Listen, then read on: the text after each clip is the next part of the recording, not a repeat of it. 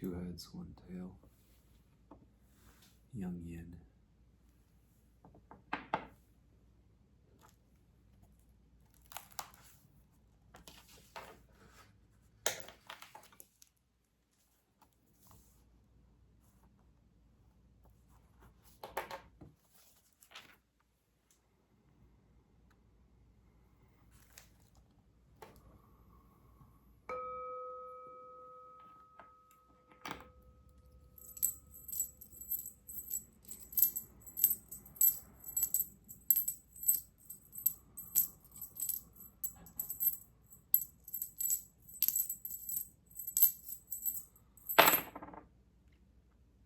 Two tails, one head. Young yang.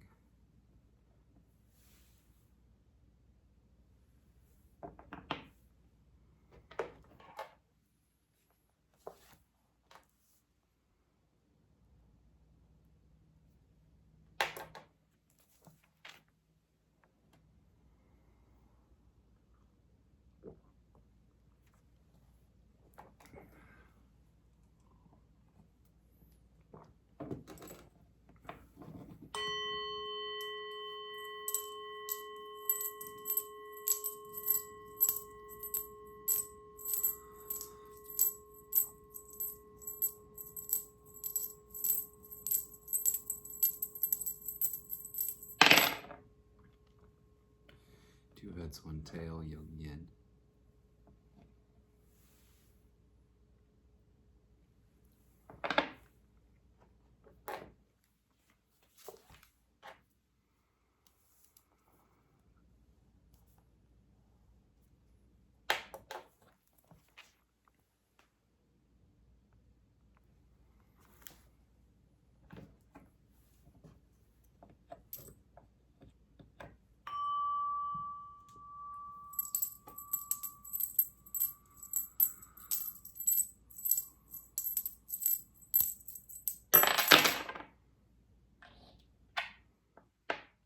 Two heads, one tail, young yin.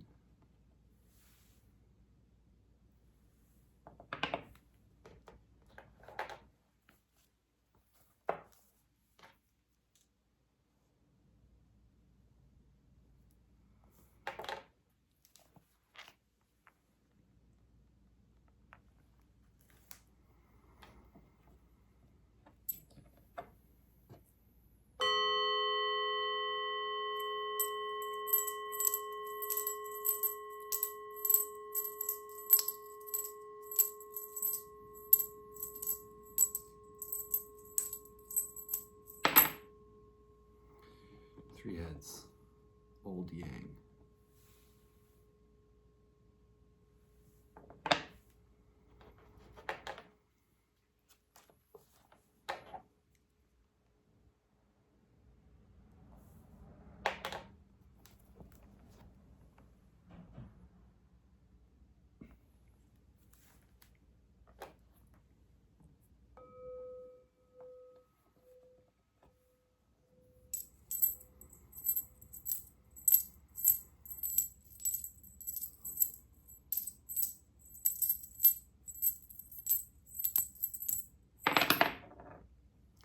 Three tails, old yin.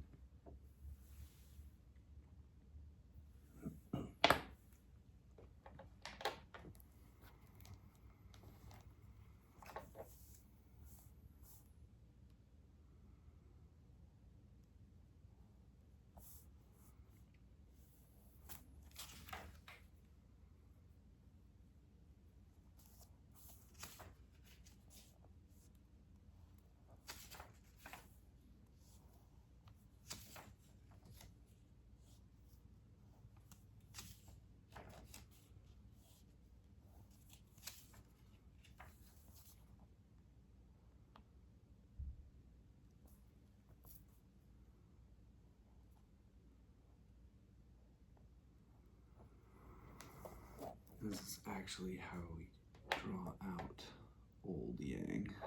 Messed it up, but old yang, old yin.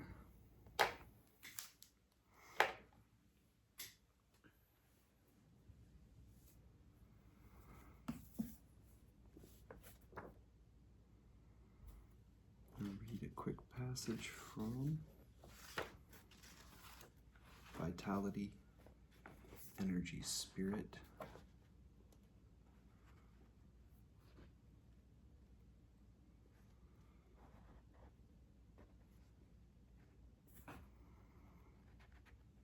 Which is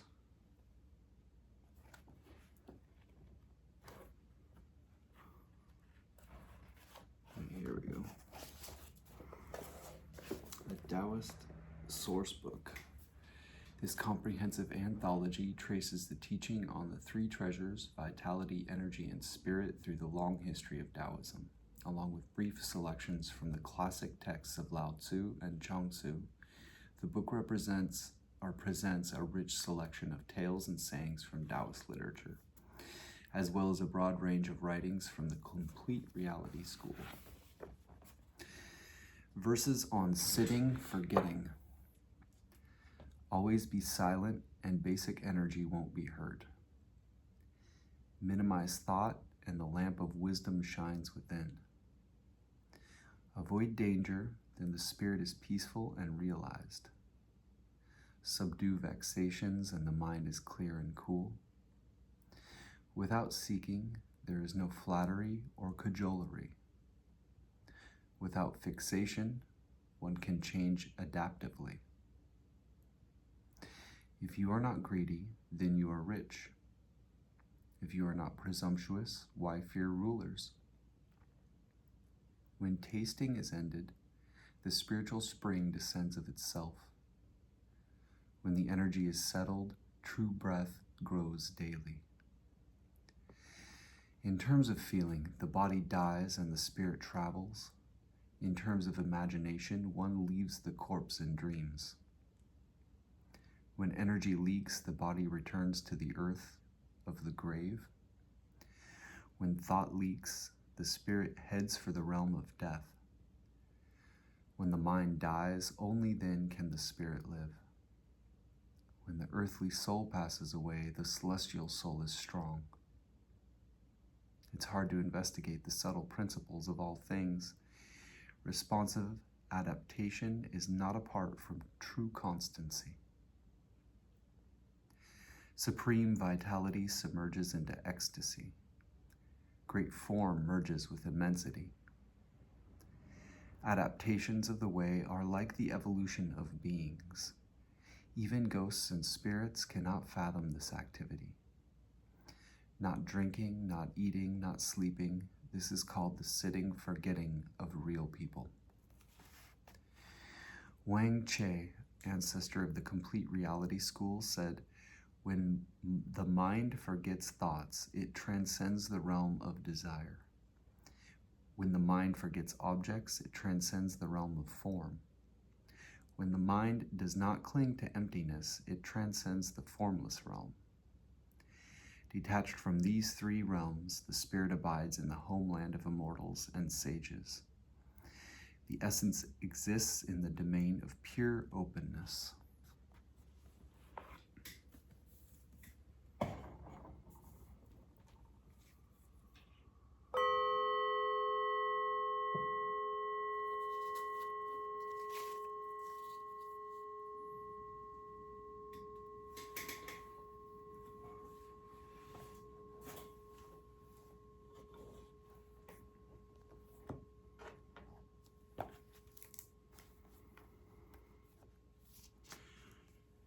The first or lower or bottom trigram or inner trigram of our primary hexagram will be read as broken, solid, broken, which is Con, water.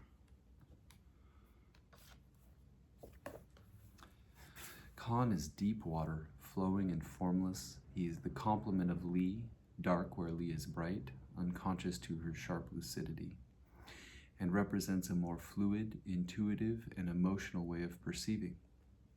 This is danger, exposure, and solitude, and the need to respond with courageous self-reliance when confronted by the haunting unknown. Water is the middle sun, situated in the north, associated with midwinter and midnight.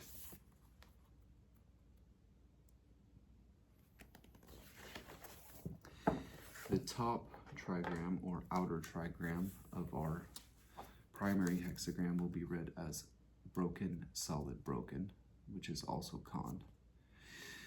So once our old lines transform to their opposite young lines, so the old yang will transform into a young yin, and the old yin will transform into a young yang, that will give us a top trigram of broken, broken, solid, which is Gen Mountain.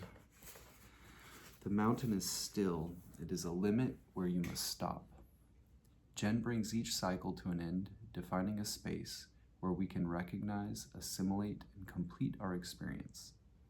He creates a personal still center amid change, where we can retreat for perspective and a firm foundation for new growth. He is well-grounded, confident, and of independent spirit. He is still and knows. Mountain is the youngest son, child of maturity. In the cycle of directions and seasons, he's the northeast, late winter, approaching spring, the pivot between cycles.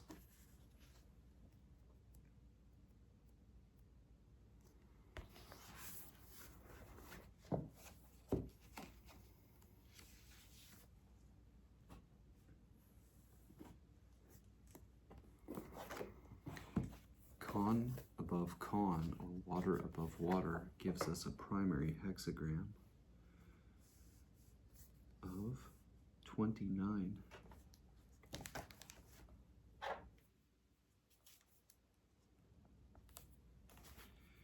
And then Gen above con, or mountain above water, is hexagram 4 for our supporting hexagram.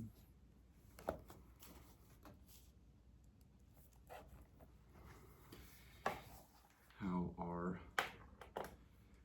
answer to the question we bring to the I Ching, or we consult the oracle with the general context of how can I act in creative relation with the spirits or forces changing this, shaping this moment of time.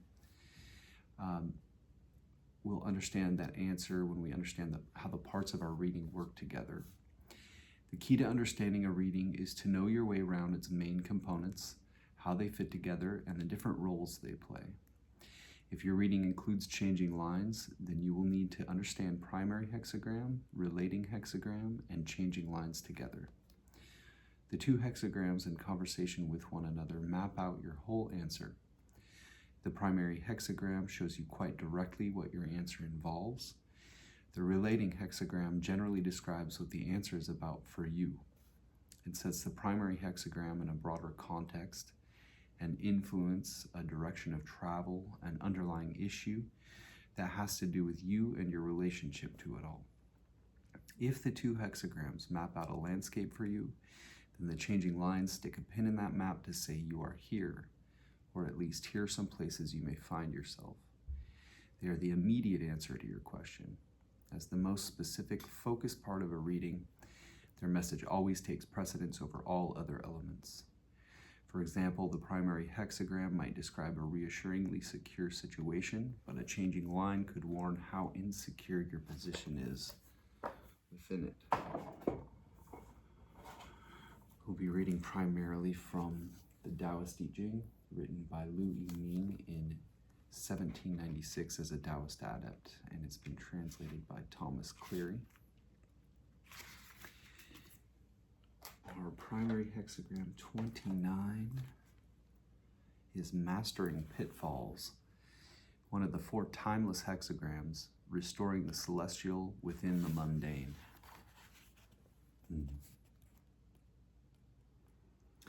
And then our supporting hexagram 4 is Darkness. Starting yin convergence, making unruly yin submit. Integrating with the world, yet preventing mundanity from taking over. Negatively, it represents obscurity, unknowing. Positively, it represents innocence. Also represents stopping in danger.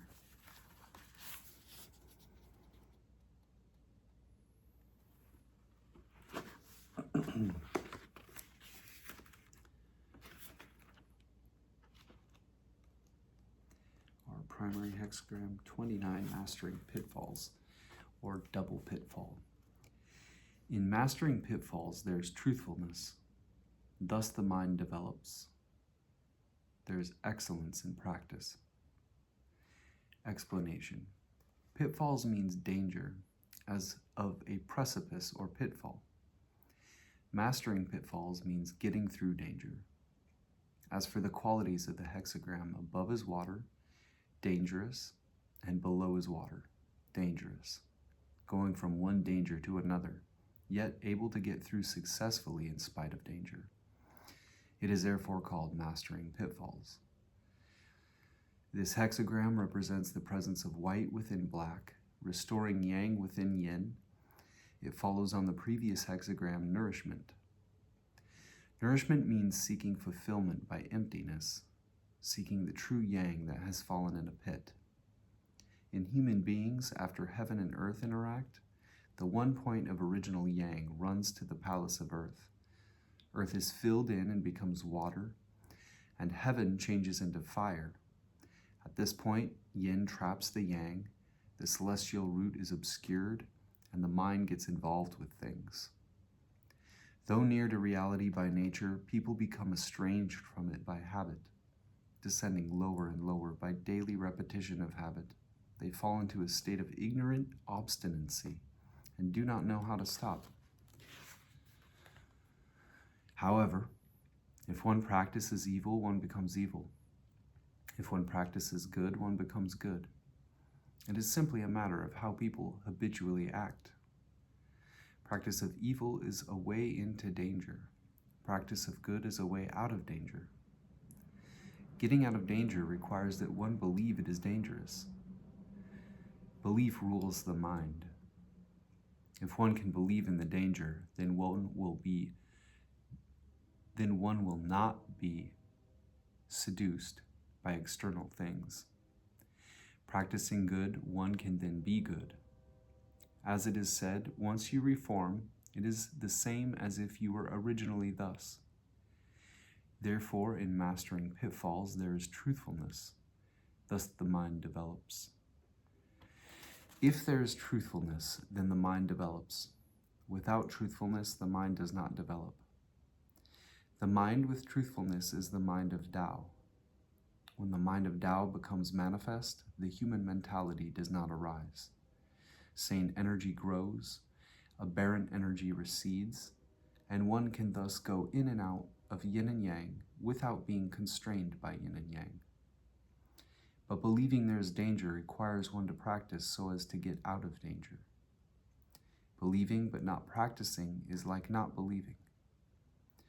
Once one can believe and can practice without hypocrisy or deception, practicing truly, one improves daily with daily practice, rising from lowliness to loftiness, gradually learning a state of exalted illumination, developing one's nature to the fullest extent, and realizing one's purpose in life, returning to the fundamental without difficulty. Therefore, the text says, there is excellence in practice. If one practices this, one can rise. Without practice, one does not rise. Knowing this is only valuable when one puts it into practice.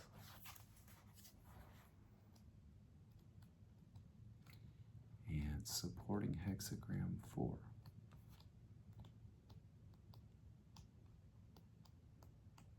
Darkness. In darkness is development. It is not that I seek naive innocence seeks me. The first augury informs, the second and third defile. Defilement does not inform. It is beneficial to be correct. Explanation. Darkness means obscurity and unknowing.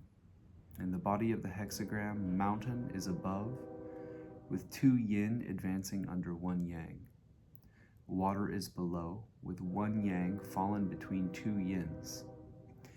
Both have forms of yin injuring yang. Therefore it is called darkness. As for the qualities of the hexagram, danger is within stillness. There is danger, yet ability to stop. This includes the meaning of stopping darkness. This hexagram represents starting the operation of yin convergence. The hexagram follows on the previous hexagram, earth. Earth means going on the path of submission and receptivity. Carrying out yin convergence means returning recalcitrant yin to submission. After the primordial yang in people culminates, conditioned yin arises.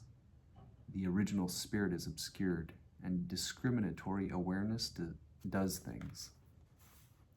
One drops the real and recognizes the false.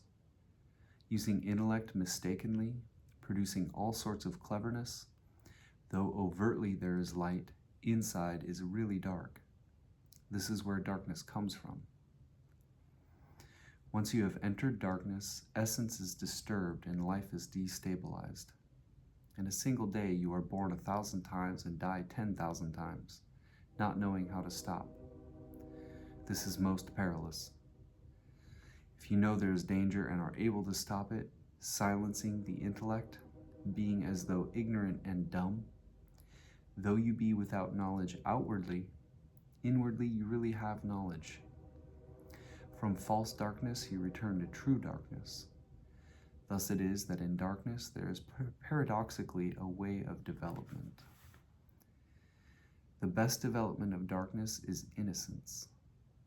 The darkness of innocence unconsciously follows the law of God, tranquil and unstirring, yet sensitive and effective. All actions flow from a fundamental essence. This is the dignified status of a sage, the aspect of the celestial human. Those who travel the path of darkness must go back to the darkness of innocence. Only then is it the darkness that is returning to the origin.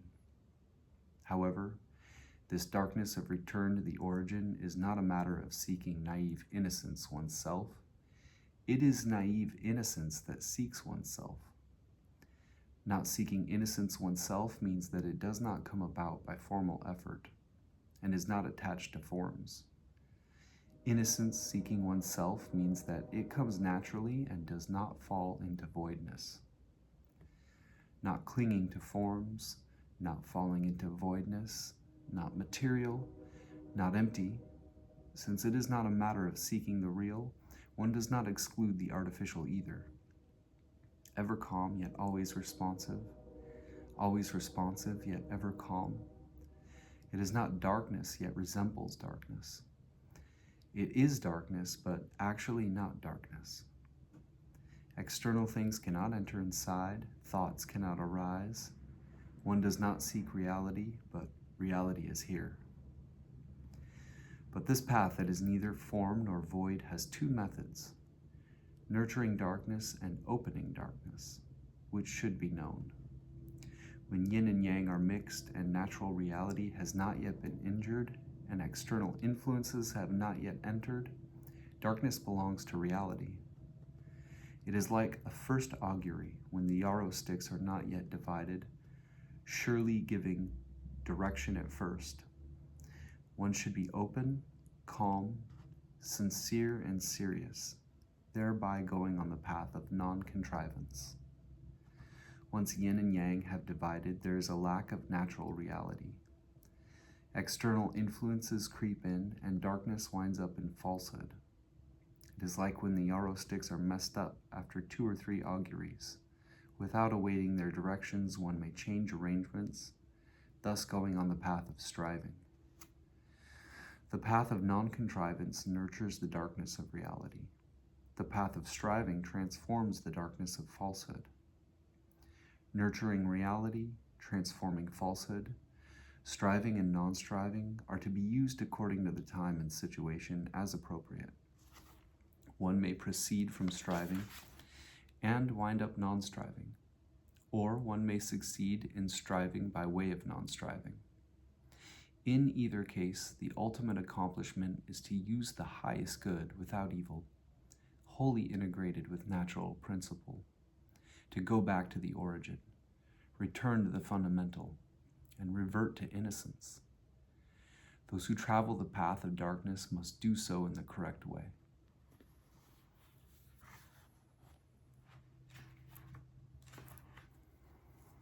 And back to hexagram 29, our primary hexagram. We will read changing lines 5 and 6.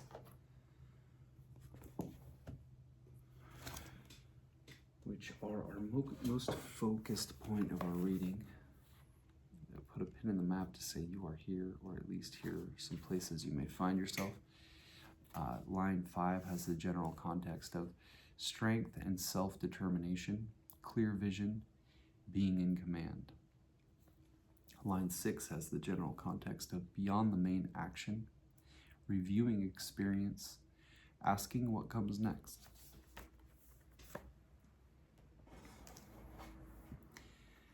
Whether or not these changing lines say the same thing, or if it seems as though they conflict, we're just to take those in and gnaw on them, essentially on our own. Mastering pitfalls. Changing line 5. The pit is not full. It has only reached level. There is no blame. Explanation. In between two negatives, positive strength is properly balanced and in command. Able not to be full to overflowing, one does not see evil in common people, but also being able to be unmoved and unaffected, one is vastly different from ordinary people. This is likened to a pit not being full, only reaching level. Not self-satisfied inwardly, yet not pursuing externals either, one fills the belly, yet can empty the mind. This comes from natural attainment, and therefore there is no blame. This is stability of superior wisdom, being spontaneously good without training.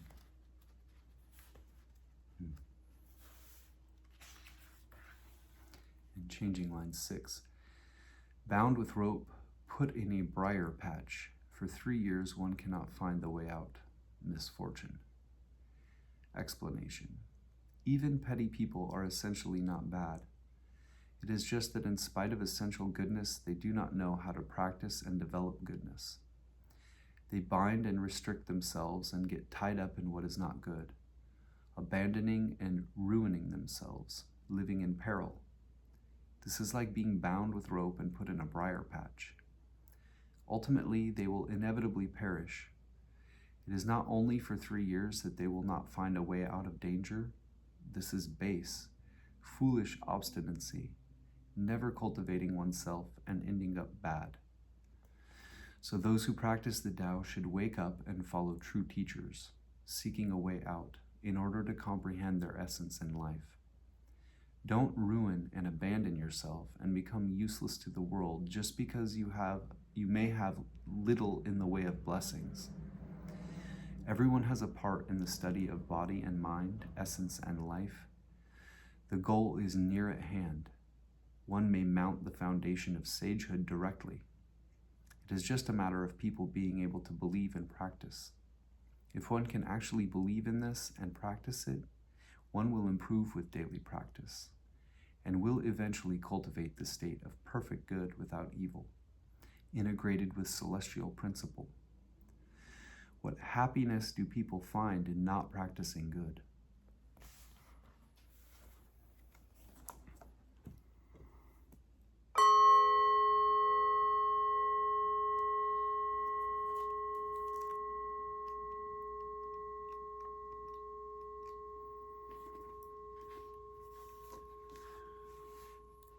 Now reading the commentary from the back. Double water is what hexagram 29 is called. Water above, water below. Water travels, double water. Thus do superior people consistently practice virtue and learn how to teach. Double water means water reaching from here to there. Above is water, below is water. This is water traveling from here to there, from there to here, traveling, flowing throughout. This is the image of double water. What superior people see in this is that the work of sages is twofold. involving both self-development and development of others. Self-development is the practice of virtue. Development of others is teaching. If virtuous practice is inconsistent, it is hard to enter the universal Tao. If teaching is not learned, students will not understand. Therefore, they work on virtuous practice day by day and month by month, becoming familiar with the old and aware of the new, increasing their efforts as time goes on, aiming for profound attainment of self-realization. Then when it comes to teaching, they gradually develop guidance, making clear presentations and subtle indications, leading students further and further on until they penetrate through thoroughly and are free from doubt. The practice of virtue is the study of mind and body, nature and life. It is a very refined and subtle science in which the slightest deviation can produce an enormous loss. It can be accomplished only by constancy and consistency, thoroughly investigating its principles, fulfilling nature and arriving at the meaning of life. Teaching is a matter of receiving from forebears and educating successors. It is very urgent and necessary. If instruction is unclear, people will be misled as to the course they should pursue. One can develop others only if one learns how to teach, which involves searching out the profound and the recondite and clarifying that which is obscure. The work of teaching is based on the practice of virtue. Teaching means teaching the practice of virtue. Only if one is consistent and constant in the practice of virtue can one learn and practice teaching. If one cannot be consistent in the practice of virtue, then teaching will be baseless and unguided. When one is consistent in the practice of virtue and afterward learns how to teach, then what is consistent and constant in oneself is what is learned by others. This is like water traveling from here to there. It is all the same water, able to flow everywhere.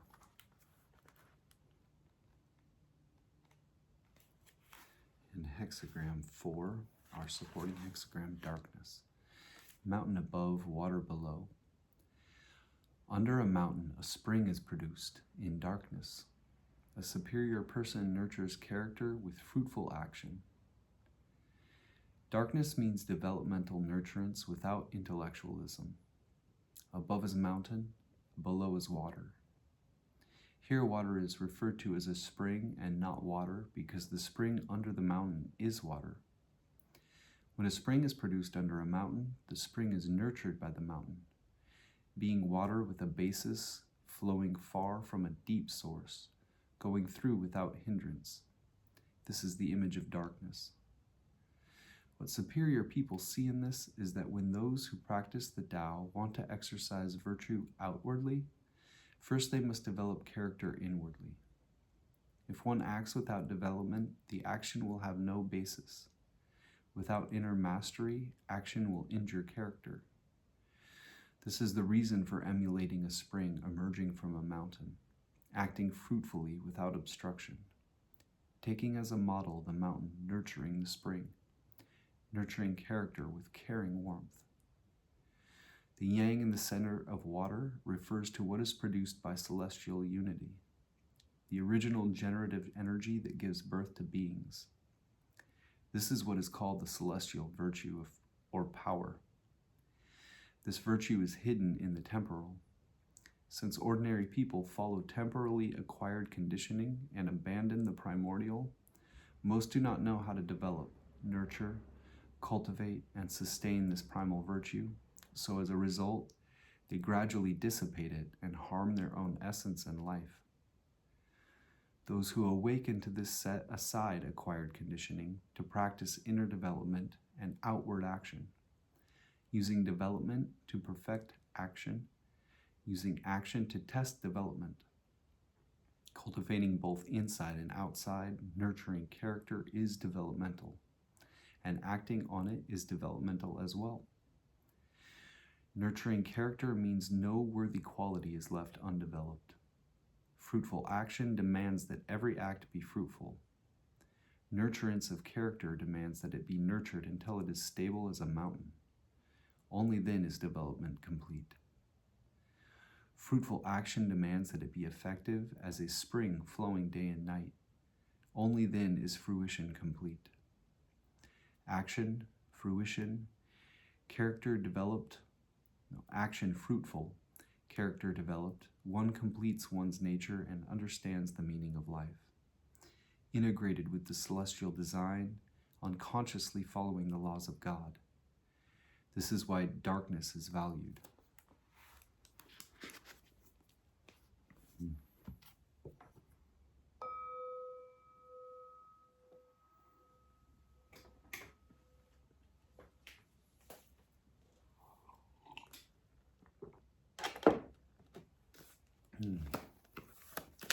Gonna see what James Dekorne has to say about our hexagrams.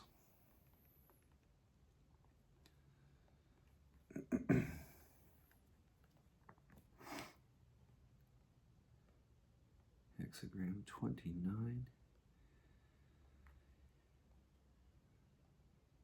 He calls danger.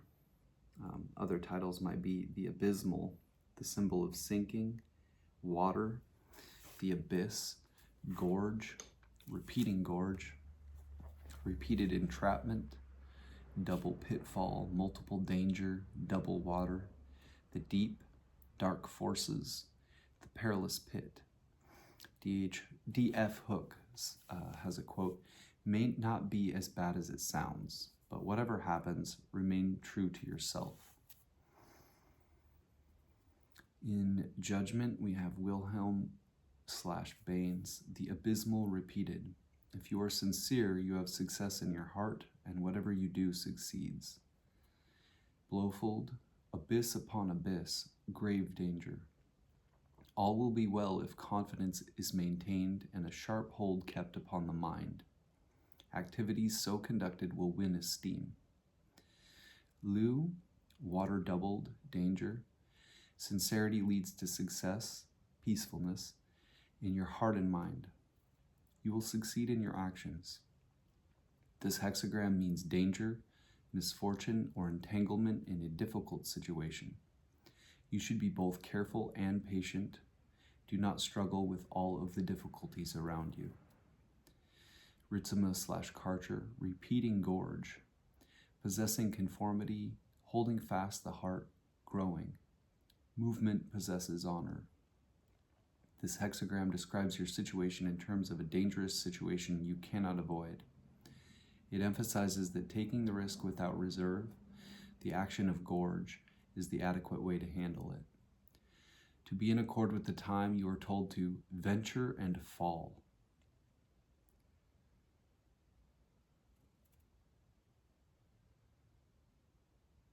Wu, entrapment, indicates there is confidence. The heart of the matter is that it is pervasive. Actions taken in its accord will be commendable. The image. Leg. The image of water flowing on continuously forms the repeated trigram of danger. The superior man, in accordance with this, maintains constantly the virtue of his heart and the sincerity of his conduct, and practices the business of instruction. Wilhelm/Baines. Water flows on uninterruptedly and reaches its goal. The image of the abysmal repeated. Thus the superior man walks in lasting virtue and carries on the business of teaching. Blowfold. This hexagram symbolizes water flowing on and abyss upon abyss. The trigram con is usually inauspicious. Here it occurs in duplicate as the upper and lower trigram. Thus the implication is that we are beset by grave dangers from which, if we can escape them at all, the utmost skill and confidence will be required to extricate ourselves. The superior man acts in accordance with the immutable virtues and spends much of his time instructing others in the conduct of affairs. Ritzema/Karcher. Streams reiterating, culminating, repeating gorge. A chunsu, or chief son, or superior person, uses rules actualizing Tao to move. A chunzu uses repeating to teach affairs. Actualized Tao De is to realize Tao in action. Power, virtue, ability to follow the course traced by the ongoing process of the cosmos. Linked with acquire, De, acquiring that which makes a being become what it is meant to be. Cleary, his second translation. Water comes repeatedly, multiple danger. Developed people practice teaching by constant virtuous action. This is in perfect accord with the Tiantai Buddhist teaching of knowing how to get through an impasse. The method of making an impasse itself into a way through, this is also the method of skillfully using natural ills.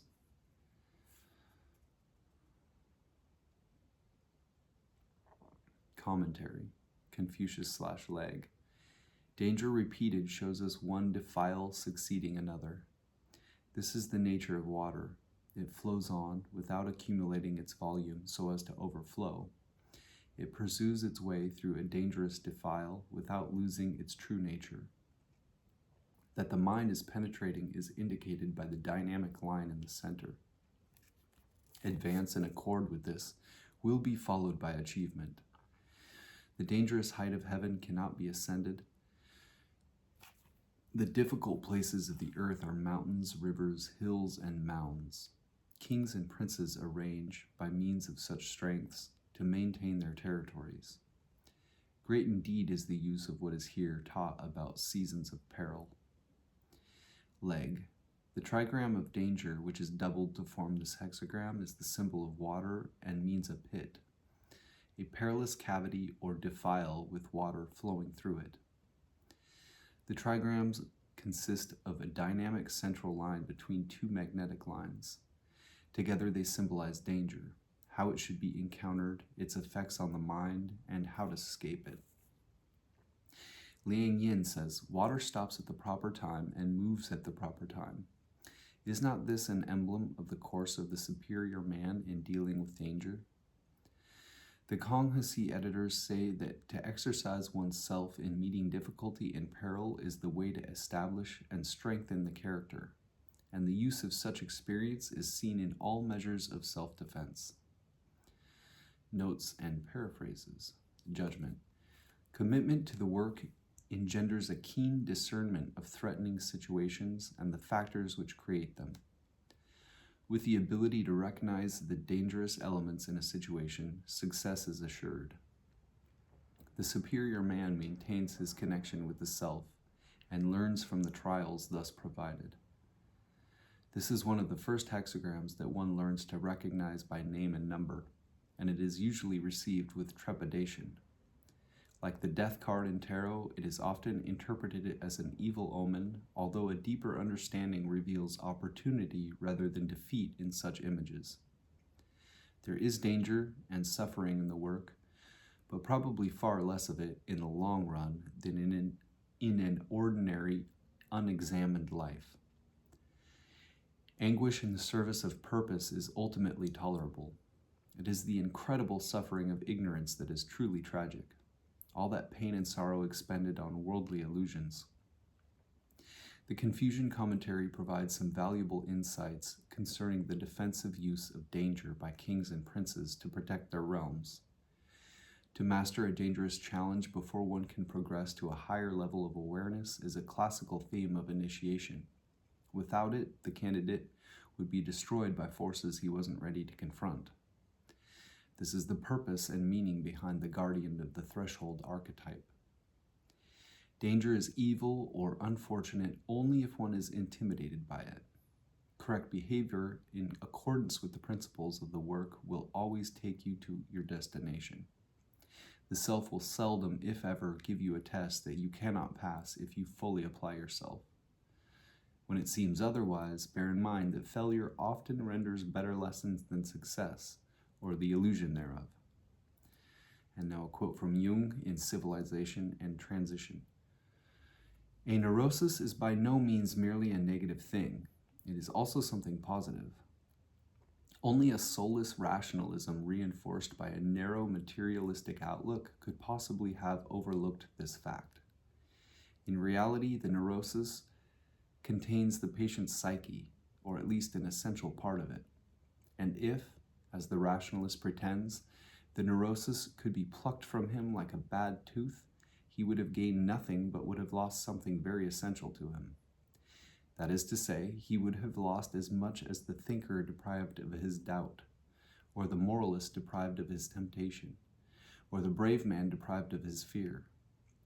To lose a neurosis is to find oneself without an object. Life loses its point and hence its meaning. This would not be a cure, it would be a regular amputation. And then supporting hexagram 4, he calls inexperience. Other titles might be youthful folly, the symbol of covering, immaturity, uncultivated growth, youth, acquiring experience, youthful ignorance, enveloping, folly, darkness. D.F. Hook has a quote, "Often the I Ching uses this hexagram to show us that we should not be asking this question." In Judgment, Legge says, "Inexperience means progress and success. I do not seek the inexperienced youth, but he seeks me. When he shows the sincerity proper for divination, I instruct him. If he asks 2 or 3 times, that is troublesome, and I do not instruct the troublesome. Firm correctness brings advantage." Blowfold, immaturity, good fortune. I am not one to seek out uncultivated youths, but if such a youth seeks me out, I shall at first read and explain the omens. Yet should he ask me many times just because of his importunity, I shall not explain anything more. The omen indicates a need for proper direction. This hexagram suggests stubbornness, the upper trigram issuing from the softness of the womb, the lower trigram. While it sometimes happens that youthful rashness succeeds where sober counsels fail, it is nevertheless the duty of the mature man to cultivate the minds of the young and to respond, within reason, to their requests for guidance. As an omen, this hexagram may be taken to imply a case in which a certain amount of rashness may lead to success, but in which older people are not absolved from the duty of guiding the young. There is also a suggestion that the Book of Change itself, though fully responsive to those who make the right approach, will not brook importunity in the form of trivial questions or of seeking to reverse its judgments by further questioning. Whether the omen may be taken to mean that we should go ahead with some rash scheme, or that it is time for us to restrain someone's youthful rashness, will depend upon the nature of the inquiry, the people concerned in it, and the particular moving lines involved in the response. Ritzimus/Karcher, enveloping, growing, in no way me seeking youthful enveloping seeking me. The initial oracle consulting notifying, twice, 3 times obscuring, by consequence not notifying, harvesting trial. This hexagram describes your situation in terms of concealment and clouded awareness. It emphasizes that actively accepting this concealment in order to nurture growth is the adequate way to handle it. The image, Ritzimus, Karcher. Below mountain, issuing forth spring water, enveloping. A Chun-Tzu, or chief son, or superior person, uses fruiting movement to nurture actualizing Tao. And again, actualize Tao is the ability to follow the course traced by the ongoing process of the cosmos, linked with acquire, acquiring that which makes a being become what it is meant to be. Commentary, Confucius/Legge, inexperience shows the trigram of the mountain above that of the abyss. The perilous impasse suggested by these figures evokes the idea of inexperience. Progress and success are suggested because the action and development of the hexagram conform to the requirements of the time. When inexperience seeks wisdom, will responds to will. The oracle responds to sincerity because it has the qualities of the dynamic line in the central second place. But the oracle does not respond to ignorant importuning. The proper duty of a sage is to nourish the correct nature of the ignorant. leg difficulty shows us plants struggling within the earth, and inexperience suggests the small and undeveloped sprouts which then appear upon its surface. This is an image of youthful ignorance, and the object of the hexagram is to show how those in authority should deal with it. The judgment takes the form of the oracle's response to the questioner. The upper trigram represents a frowning mountain which blocks the progress of the traveler. The lower trigram symbolizes a stream of water in a dangerous canyon, such as might be found at the foot of a mountain. The combination of these symbols suggests the perilous nature of ignorant inexperience. The subject of line 2 represents the oracle who demands sincerity from the unenlightened. It is his duty to evoke the innate correct nature hidden within the questioner, to bring this quality out and develop it. In regard to the image, Chu Hsi says that the water of a spring is sure to move on and gradually advance. This may serve as a symbol of the general process and progress of education. Notes and paraphrases. Judgment. Inexperience portrays the relationship between the ego and the self as one of student to master. Communication via the oracle demands seriousness of purpose. The self refuses to pander to the ego's illusions. The superior man furthers the work by developing his will and intent. Wilhelm's title for this hexagram is Youthful Folly, which tends to lend it a negative connotation that is not always strictly applicable. However, he is quick to point out that the title should be understood to mean the immaturity of youth and its consequent lack of wisdom rather than mere stupidity. While the title of inexperience avoids the negative connotation, it must be acknowledged that there is an aura of irritation in this hexagram which illustrates an uncomfortable truth about the relationship between the ego and the self.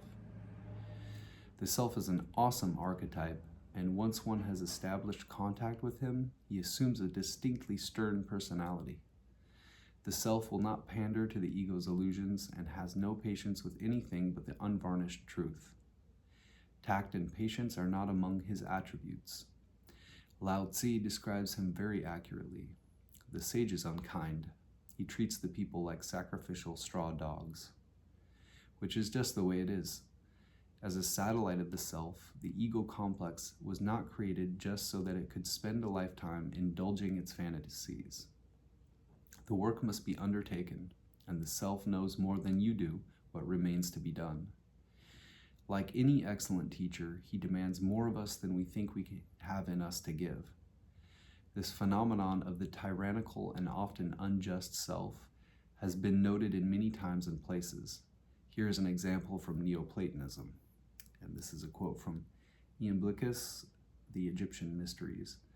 What shall we say in regard to the question, why do the divinities that are invoked require the worshipper to be just, although they themselves, when entreated, consent to perform unjust acts? In reply to this, I am uncertain in respect to what is meant by performing unjust acts, as the same definition may not appear right both to us and to the gods. We, on the one hand, looking to that which is least significant, consider the things that are present and the momentary life, what it is and how it originates. The beings superior to us, let me say, know for certain the whole life of the soul and all its former lives, and if they bring on a retribution from the supplication of those who invoke them, they do not increase it beyond what is just. On the contrary, they aim at the sins impressed upon the soul in former lifetimes, which men do not perceive, and so imagine that it is unjust that they fall into misfortunes which they suffer. A contemporary expression of this idea comes from a consciousness researcher, John Lilly, famous for his work with dolphins and isolation tank experiments with psychedelic drugs. John Lilly. Cosmic love, e.g. the spiritual self, is absolutely ruthless and highly indifferent. It teaches its lessons whether you like/dislike them or not. By definition, the gods' archetypes are not human. Were it possible for them to evolve without human vessels in space-time, presumably we humans would not exist. It is these archetypes in the guise of our complexes and limiting beliefs that are being altered by the work. Because the unconscious psyche is a multiverse, it is sometimes very difficult to differentiate just who is advising us, and the self, via the oracle, will occasionally test us for our ability to use intuitive common sense. Which is to say, when the gods or the self become totally unreasonable, we can only go along with them to the limit of our human understanding. Slavish obedience to all injunctions from the unconscious is to sell our souls outright to something that we don't understand. The renunciation of common sense is the renunciation of our most precious birthright. On the other hand, to disobey at will is to put our souls at risk. This is one of the most painful of all dilemmas. How far do we go in our obedience to unseen powers? Aspects of this problem have been called the dark night of the soul, an inner initiation, a trial by fire to see what we are really made of. There are times in the advanced course of the work when one receives the strange insight that the self actually wants us to disobey. This ordeal can only be lived through. No one can advise you except your own sense of what is right for you at any given moment. The most useful guideline that I have found is that the precepts of the work, as found in the perennial philosophy, are consistent worldwide and constitute a reliably moral structure for responsible choice. If the oracle seems to be telling you to do something contrary to your inner sense of right and wrong, contrary to your understanding of the precepts of the work, then go with this intuition rather than the oracle. The self, via the oracle, will test you in many ways to make you develop. The ultimate goal is to become so infallibly intuitive that oracles become superfluous. The gods need our intelligent disobedience if they themselves are to evolve. It is in the stress between obedience and conscientious disobedience that growth takes place. In one sense, whatever choice you make, as long as it is conscious and you fully accept the consequences, is the right choice for you at the moment. We learn through our mistakes and can never fail our lessons if we truly integrate the experience into our unfolding lives. Confucius, one of the greatest teachers who ever lived, obviously took his teaching method from the judgment of this hexagram. The master said, "I won't teach a man who is not anxious to learn, and will not explain to one who is not trying to make things clear to himself. And if I explain 1/4 and the man doesn't go back and reflect and think out the implications in the remaining 3/4 for himself, I won't bother to teach him again." And so it is with the oracle, the self. The deeper one gets involved in the work, the more difficult the lessons become, so that one is always kept in a position of relative inexperience. There are times when a simple answer would suffice, that you will receive an ambiguous image, which, if you do 3/4 of the work, will lead you to a profound insight. Now we will check out our changing lines from Hexagram 29, them being the most focus point of our reading. Changing line 5 has the general context again of strength and self-determination, clear vision, being in command. And then changing line 6 has the general context of beyond the main action, reviewing experience, asking what comes next. Changing line 5 of Hexagram 29. The 5th line dynamic, this is leg, shows the water of the defile not yet full, so that it might flow away, but order will soon be brought about. There will be no error. Lu. The water does not overflow its bounds. The waves are calm, no blame. People will achieve their goals smoothly and without endangering themselves. Commentary. Confucius / leg. The virtue indicated by the central situation is not yet sufficiently great. Wilhelm / Baines. The central line is not yet great. Blowfold. This is because the line, being central to the upper trigram, indicates a level that is not too high. The danger threatening whoever receives a moving line for the 5th place is relatively less serious than for many of the others whose inquiries are answered by this unfortunate hexagram. Notes and paraphrases. Siu. The man is almost extricated, but remains in danger because of excessive ambition. He does not learn from the water's example of rising only to the lowest point of the rim to flow out of a ravine.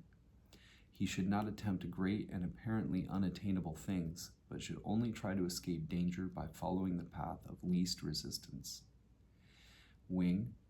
Only struggle as much as necessary to extricate yourself from your problems. Overly ambitious persons who attempt more than they should may create further difficulties. It is indicated here that the danger will pass of its own accord. Editor. This depicts the crest of the flood, or just before the crest. Psychologically, the water is contained, and the unconscious forces do not overwhelm the psyche. Legg's Confucian commentary, the virtue indicated by the central situation is not yet sufficiently great, is not convincing in the context of what is imaged. Bloföld's rendition suggests a more credible interpretation. The rising waters are not great enough to overflow their banks. This gives an image of the strong 5th line ruler as centered and able to cope with the danger surrounding him. In other words, the cup is full, but not overfull. The situation is dangerous, but not overwhelming. The dark forces have reached their maximum power, now they can only wane. A quote from Job 38, 8-11. Who pent up the sea behind closed doors when it leaped tumultuous out of the womb? When I marked the bounds, it was not to cross, and made it fast with a bolted gate. Come thus far, I said, and no farther. Here your proud waves shall break. And he sums up line 5 with a short little definition under A, but there's no B or C or anything like that. A, danger peaks and stabilizes. Though perilous, the situation is contained. And now, changing line 6. Leg. The 6th line magnetic shows its subject bound with cords of 3 strands or 2 strands and placed in the thicket of thorns. But in 3 years she does not learn the course for her to pursue. There will be evil. Blofeld. Bound with black ropes and imprisoned amidst thorns. For 3 years he fails to obtain what he seeks. This situation is far from cheerful, but not as hopeless as the situation of those who receive moving lines in the 2nd and 3rd places. Liu. Tied with thick ropes, one is put in prison among thorn bushes. One cannot find the way for 3 years. Misfortune. If you receive this line, avoid all entanglements, both physical and mental. Be cautious or you will be detained. Commentary. Wu, the 6th yin violates the proper way of doing things, and the violation results in the misfortune for 3 years. Anthony, misfortune comes because we press on, taking matters into our hands. This line warns of the failure we may expect in maintaining this attitude and notes the obstinacy that has brought us to this impasse. The remedy is to return to the path of perseverance. Notes and paraphrases. Siu, the man is hopelessly enmeshed in his own faults after missing the proper course. No chances of escape are apparent. Wing, none of your solutions or efforts have been appropriate. The way out of danger is blocked. There will come a long time of disorder. All you may do is wait. Editor. On the face of it, there is little ambiguity in this line. It depicts one who is severely confined because of not knowing the proper course to pursue. If we closely examine the psychological symbols of this restriction, however, we see deeper into the possible reasons for it. Chetwynd, in his Dictionary of Symbols, identifies cords or ropes with links to the inner psyche, the umbilical cord being the connection to the mother, or source of our physical, emotional being. He also points out that thorns are a common symbol of the dark side of the mother principle. To be bound with cords and imprisoned by thorns, then, is to be trapped in a womb of primitive emotional darkness, or suffocated by some entity which does not want to evolve into conscious awareness. Plato, this is a quote from Phaedrus. The rest of the souls are also longing after the upper world, and they all follow, but not being strong enough, they are carried round below the surface, plunging, treading on one another, each striving to be first. And there is confusion and perspiration and the extremity of effort. And many of them are lamed or have their wings broken through the ill driving of the charioteers, and all of them after a fruitless toil, not having attained to the mysteries of true being, go away and feed upon opinion.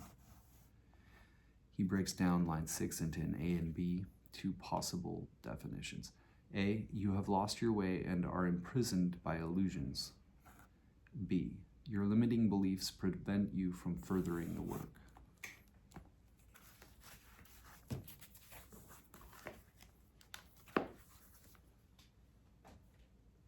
We can take a look at what Hilary Barrett says from I Ching, Walking Your Path, Creating Your Future. Our primary hexagram 29. This is potentially a little bit more practical of commentary. Key questions. What are you sure of in your heart when nothing else is sure?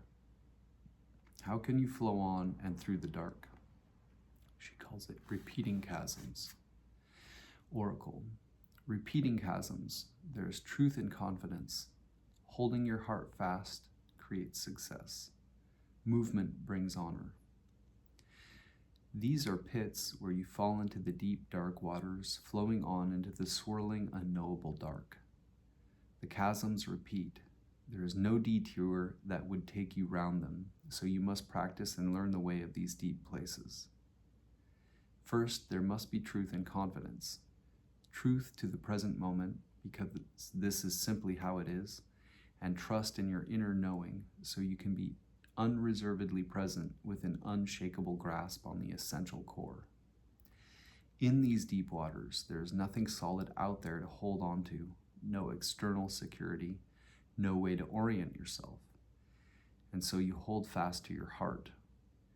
This is a way to create success, staying in communication with creative source, even in the chasm. In movement, you find a different kind of security, one that depends on your heart, courage, and commitment. This is the truest test of your convictions, when you have no way of knowing where your leaps of faith might land. Sitting in the bottom of the chasm does not bring honor, action does. Also, it's a way to be sure of yourself as an individual after everything else has fallen away. You act and you become skilled in flowing through the steep-sided chasms. Image. Waters flow on and reach the end, repeating chasms. A noble one acts with constant character and teaches things by repeating. Many small tributaries flow together to create a broad river. Many small commitments flow together to create a powerful character. A noble one understands that just one extraordinary leap of faith is not enough. By acting consistently, he creates a continuity of principles that people can depend on when all else is in flux. Such repetition is a way of conveying a message to others, and sometimes also of convincing and changing yourself as you learn more skillful ways of thinking. This is like the water. It carves out a course and creates its own momentum. Sequence. Repeating chasms follow from hexagram 28, great exceeding. Things cannot end with excess, and so the chasm follows. The chasm means falling.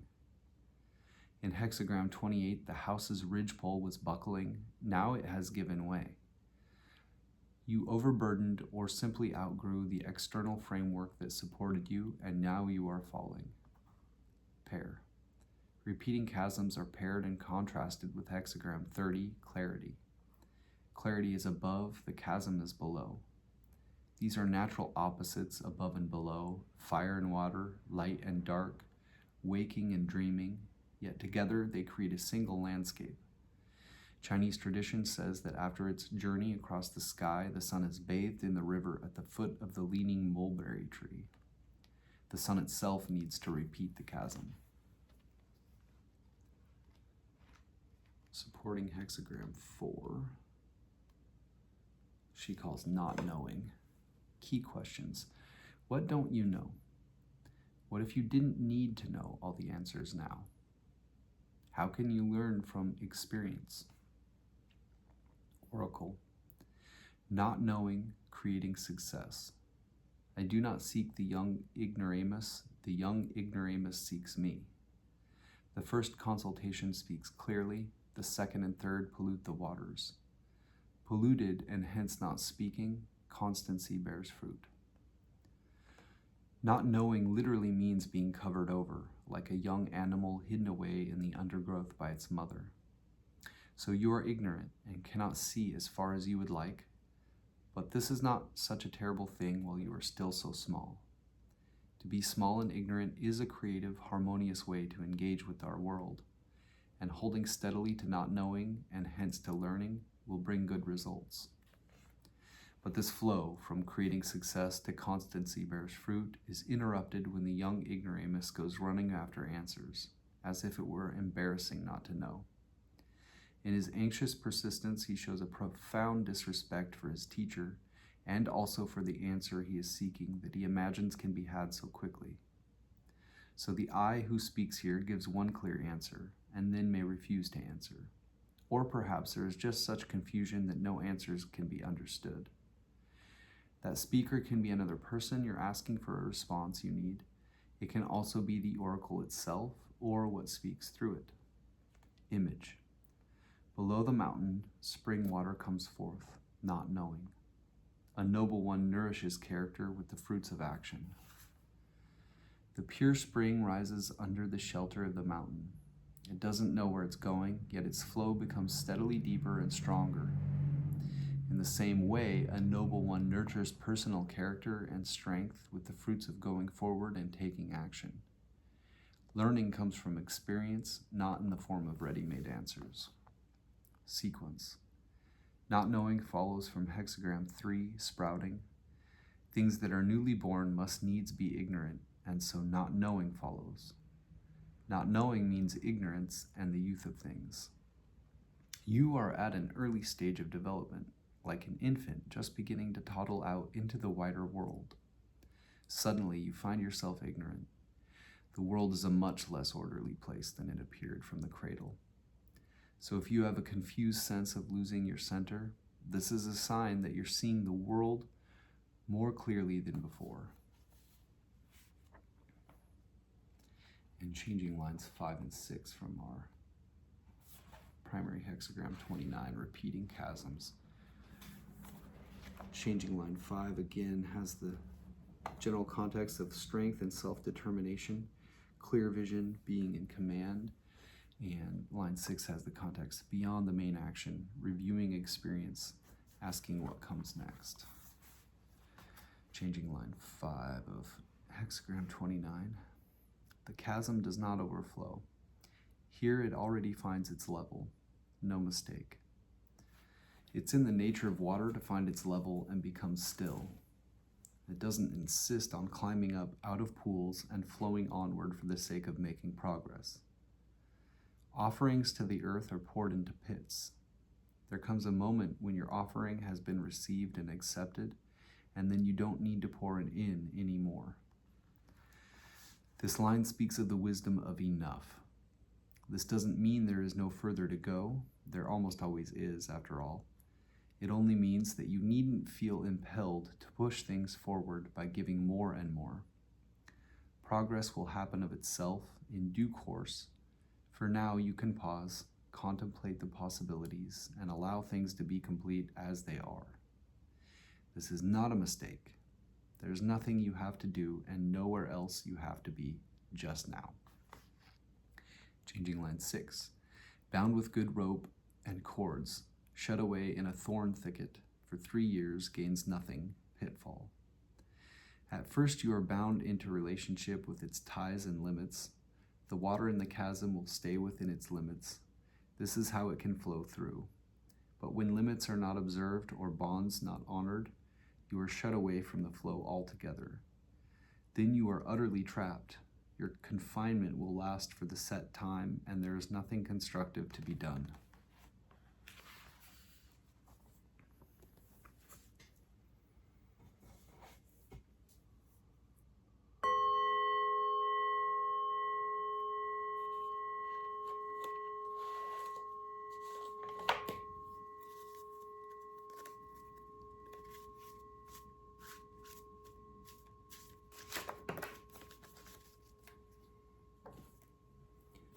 Read chapter 53, 16, and 28 from the Tao Te Ching, translated by Jia Fufang and Jane English.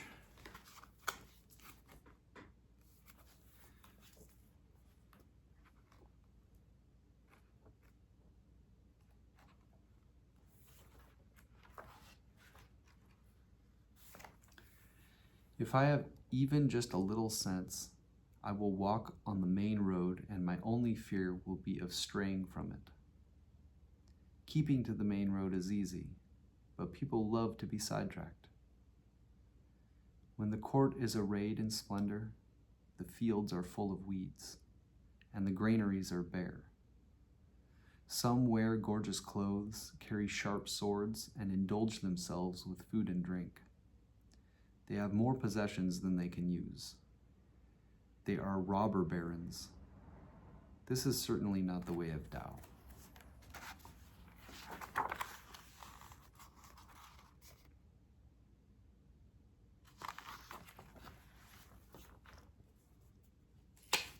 Chapter 16.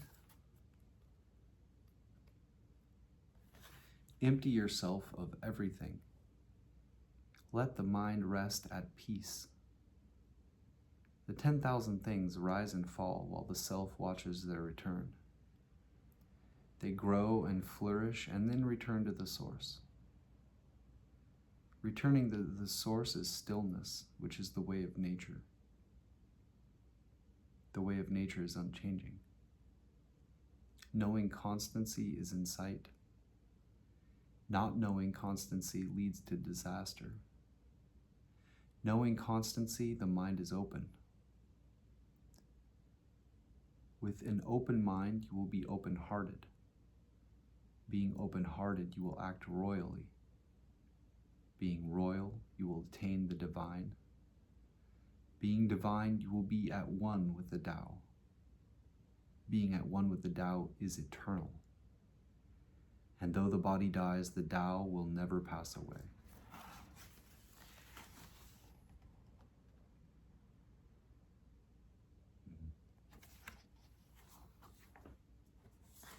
Chapter 28. Know the strength of man, but keep a woman's care. Be the stream of the universe. Being the stream of the universe, ever true and unswerving, become as a little child once more. Know the white, but keep the black. Be an example to the world. Being an example to the world, ever true and unwavering, return to the infinite.